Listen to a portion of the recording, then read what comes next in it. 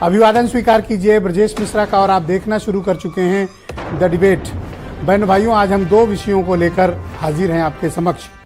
पहला विषय यह है कि कल भारत के प्रधानमंत्री और भारतीय जनता पार्टी के सबसे बड़े नेता प्रधानमंत्री नरेंद्र मोदी ने मुसलमानों को लेकर टिप्पणी की। कल के उनके बयान के बाद पूरे social media, internet, television channels पे उनके बयान को लेकर बड़ी जोरदार तकरार हुई। लेकिन आज प्राइम मिनिस्टर ने अलीगढ़ में एकदम उल्टा स्टेटमेंट दिया।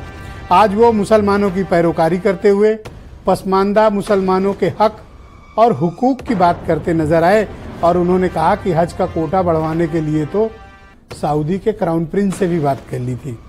बहन भाइयों, आज इस मसले पर भी बात करेंगे और दो बड़े क्लेम हमारे पास आए हैं। एक, बीजेपी का कहना कि 400 जीतेंगे, अपोजिशन का कहना कि 300 जीतेंगे हम, और राहुल गांधी क्लेम कर रहे हैं कि बीजेपी 150 के ऊपर जाएगी नहीं। आज चर्चा इसी विषय।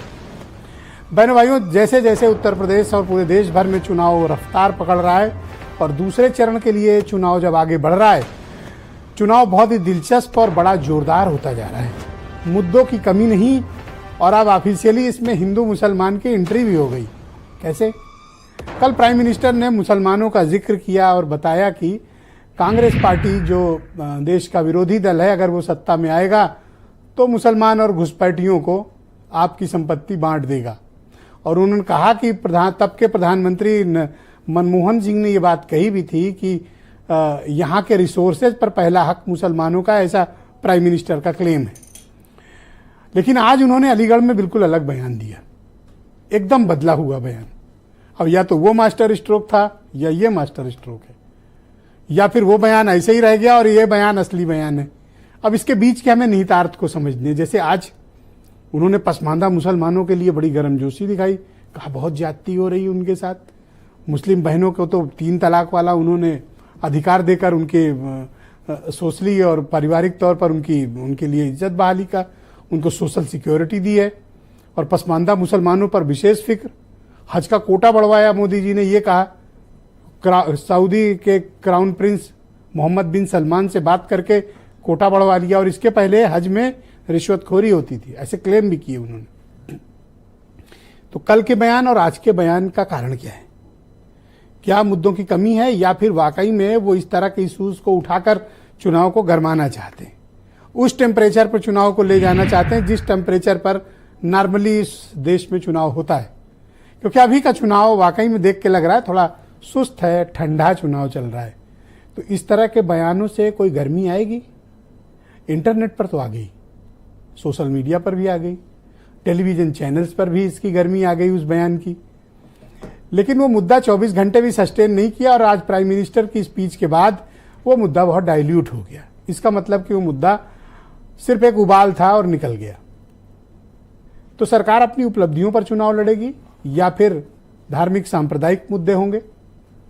और दो विषय और हैं जिनके बारे में मैं चाहता हूं कि इस पे आज खुली चर्चा होनी चाहिए। बीजेपी का क्लेम है 400 के पार, क्या ये संभव है? अब उनकी प्लानिंग है, बीजेपी क्लेम कर सकती, कोई भी पॉलिटिकल पार्टी करेगी।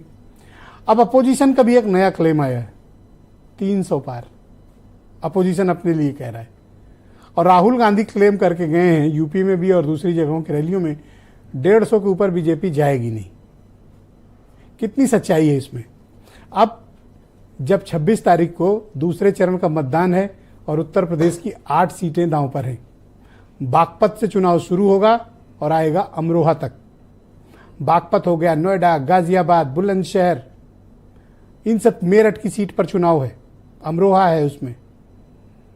इन सीटों पर चुनाव से भारतीय जनता पार्टी को क्या हासिल होगा? बहन भाइयों, ये जो सीटें हैं इसमें भारतीय जनता पार्टी अजेय रही है। एक अमरोहा की सीट देख लें तो अधिकांश इसमें भारतीय जनता पार्टी के पास है। वो ठीक है कि बागपत उन्होंने उपहार स्वरूप राष्ट्रीय लोकदल को दे दिया, लेकिन बीजेपी इस इलाके में है बहुत ताकतवर। आप नोएडा से शुरू करें और अमरोहा तक जाएं, बीजेपी पिछली बार भी ताकतवर थी और इस बार भी अपोजिशन को बहुत ही जबरदस्त तरीके से उसने घेर भी रखा है। इसका इम्पैक्ट क्या पड़ेगा? आज खुली चर्चा इन मुद्दों पे करेंगे। हमारे साथ पॉलिटिकल पार्टीज के मेहमान भी होंगे और एक्सपर्ट्स को भी हमने आमंत्रित किया है, लेकिन उसके पहले आप ये स्टेटमेंट सुने। आज पूरा देश कह रहा है 4 जून 400 पार। अब मुझे लग रहा है 150 तक जाएंगे। हर स्टेट में हमें रिपोर्ट मिल रही है कि हमारा चुनाव इंप्रूव कर रहा है और अंडर करंट है।